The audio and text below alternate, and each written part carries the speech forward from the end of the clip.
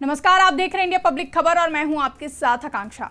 इन दिनों देश भर में राजनीतिक गलियारों में सियासी उठापटक लगातार जारी है। खासतौर पर जिन राज्यों में चुनाव हैं, वहां पर तो आए दिन हर दल के नेता एक दूसरे पर नए नए आरोप लगाने का काम कर रहे हैं और इन्हीं आरोप प्रत्यारोपों के बीच यूपी से लेकर महाराष्ट्र और झारखंड चुनावों में इन दिनों उत्तर प्रदेश के मुख्यमंत्री योगी आदित्यनाथ का बटेंगे तो कटेंगे वाला बयान खूब चर्चाओं में बना हुआ है। बता दें कि सीएम योगी अपने इस बयान को अपनी हर चुनावी रैलियों और जनसभाओं में दोहराते हुए सभी हिंदुओं को एकजुट रहने का संदेश दे रहे हैं और चुनावों के बीच हिंदुत्व की राजनीति पर बल देते हुए अपने एजेंडे पर काम कर रहे हैं, जिसे लेकर विपक्ष लगातार भारतीय जनता पार्टी पर हमलावर है।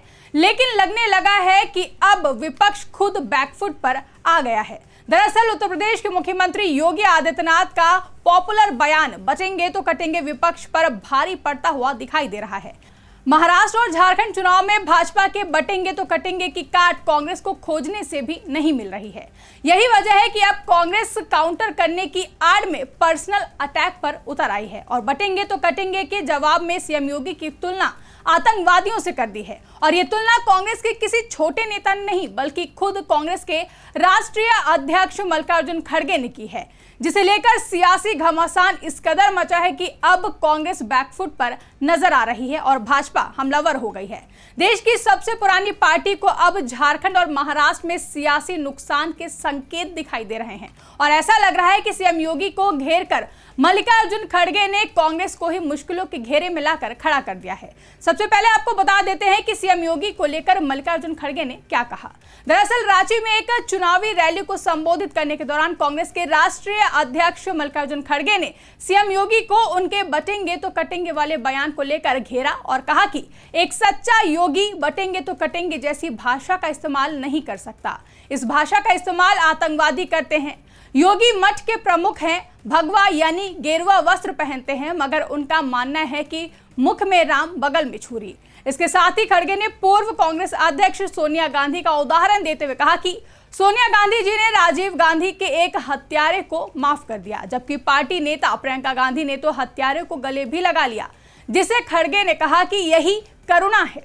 यही नहीं, मल्लिकार्जुन खड़गे ने बिना सीएम योगी का नाम लिए झारखंड में चुनावी रैली को संबोधित करते हुए कहा था कि कई साधु अब राजनेता बन गए हैं और वो गेरुआ कपड़े पहनकर समाज में नफरत फैला रहे हैं और लोगों को बांटने की कोशिश कर रहे हैं। बटेंगे तो कटेंगे जैसा बयान कोई साधु का बयान है। कोई साधु ऐसा बयान नहीं दे सकता। ये बात आतंकी कह सकते हैं, आप नहीं। कोई नाथ संप्रदाय का साधु ऐसी बात कर ही नहीं सकता। हम डरेंगे तो मरेंगे, हम डरने वाले नहीं हैं।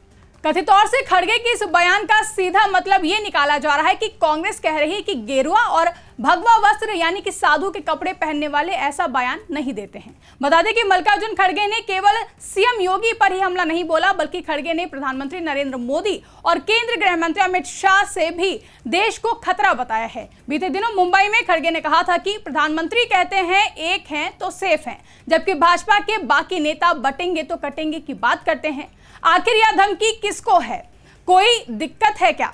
असल में देश को खतरा आरएसएस, बीजेपी, पीएम मोदी और केंद्रीय गृह मंत्री अमित शाह से है। वहीं इससे पहले भी खड़गे ने नागपुर में सीएम योगी के बटेंगे तो कटेंगे पर पलटवार किया था और कहा था कि कांग्रेस के कई नेताओं ने देश को एकजुट करने के लिए अपनी जान कुर्बान कर दी है।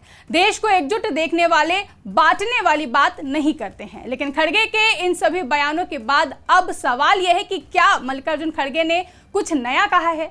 क्या कांग्रेस ये सब कुछ सियासी खींच की वजह से कर रही है? क्योंकि कथित तौर से सीएम योगी का बटेंगे तो कटेंगे वाला बयान सियासी नजरिए से हिट होता हुआ दिखाई दे रहा है, तभी बीजेपी के हर नेता इसे दोहराते हुए भी देखे जा रहे हैं। यहां तक कि प्रधानमंत्री नरेंद्र मोदी भी एक है तो सेफ है कहते हुए देखे जा रहे हैं। कांग्रेस समेत पूरे विपक्ष को चुनावों में इस बात का अंदाजा लग गया है कि इस बयान का असर अब उन्हें समझ में आने लगा है और कहा जाने लगा है कि शायद यही वजह है कि सपा सुप्रीमो अखिलेश यादव भी लगातार बटेंगे तो कटेंगे का काउंटर तलाश रहे हैं, जिसके चलते समाजवादी पार्टी की तरफ से भी लगातार नए नए स्लोगन के जरिए पोस्टर वॉर देखने को मिल रहे हैं। तो उधर कांग्रेस भी इस बयान का तोड़ ढूंढने में लगी हुई है। इसी कोशिश में मल्लिकार्जुन खड़गे ने सीएम योगी पर हमला बोला है। एक तरह से देखा जाए तो सियासी नजरिए से कांग्रेस को इन सब का घाटा ही होने वाला है। पहले भी कांग्रेस के नेता हिंदू आतंकवाद और भगवा आतंकवाद का नारा बुलंद कर चुके हैं, मगर सियासी तौर पर घाटे का ही सौदा साबित हुआ था।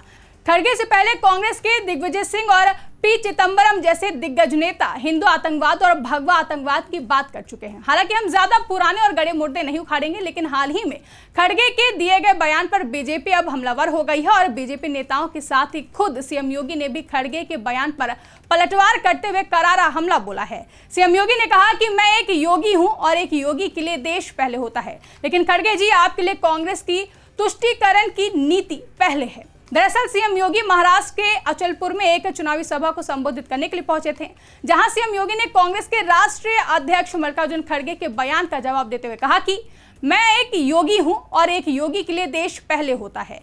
खड़गे जी आपके लिए कांग्रेस की तुष्टीकरण की नीति पहले है। पिछले 3 दिन से खड़गे जी मुझ पर नाराज हैं। मैं कह रहा हूं कि खड़गे जी एक योगी के लिए देश सबसे पहले है, मेरे नेता मोदी जी के लिए देश पहले है, लेकिन आपके लिए कांग्रेस का तुष्टीकरण सर्वोपरि है। एक और जहां खुद सीएम योगी ने खड़गे के बयान पर पलटवार किया, तो वहीं बीजेपी नेता तरुण चुघ ने भी खड़गे के बयानों पर पलटवार करते हुए कहा कि जिस कांग्रेस पार्टी में लोकतंत्र का कोई अस्तित्व नहीं है, वहां पूरी पार्टी एक विशेष परिवार की चौखट से शुरू होती है और उसी चौखट पर समाप्त होती है, जहां विचारधारा और नेतृत्व की गंभीर कमी नजर आती है। पूरी कांग्रेस पार्टी आज संकट में है और एक मानसिक रूप से अस्थिर नेता पार्टी को चलाने की कोशिश कर रहा है, जो सिर्फ हताशा और निराशा का शिकार है। यही कारण है कि उनकी बयानबाजी पूरी तरह से बेतुकी और निरर्थक हो गई है। बता दें कि झारखंड की 81 विधानसभा सीटों पर 13 और 20 नवंबर और महाराष्ट्र की 288 विधानसभा सीटों पर 20 नवंबर को मतदान होंगे, जिसके बाद दोनों ही राज्यों के चुनावी परिणाम 23 नवंबर को सामने आएंगे। अब ऐसे में देखना दिलचस्प होगा कि कांग्रेस के राष्ट्रीय अध्यक्ष मल्लिकार्जुन खड़गे का सीएम योगी पर बयान कांग्रेस के लिए कितना नुकसानदायक होगा और कितना फायदेमंद, ये तो आने वाले वक्त यानी कि 23 नवंबर को ही पता चल पाएगा। लेकिन खड़गे के इस बयान पर आपकी क्या राय है, कमेंट करके हमें जरूर बताएं। साथ ही अगर अभी तक हमारे YouTube चैनल को सब्सक्राइब नहीं किया है तो चैनल को सब्सक्राइब करना ना भूलें।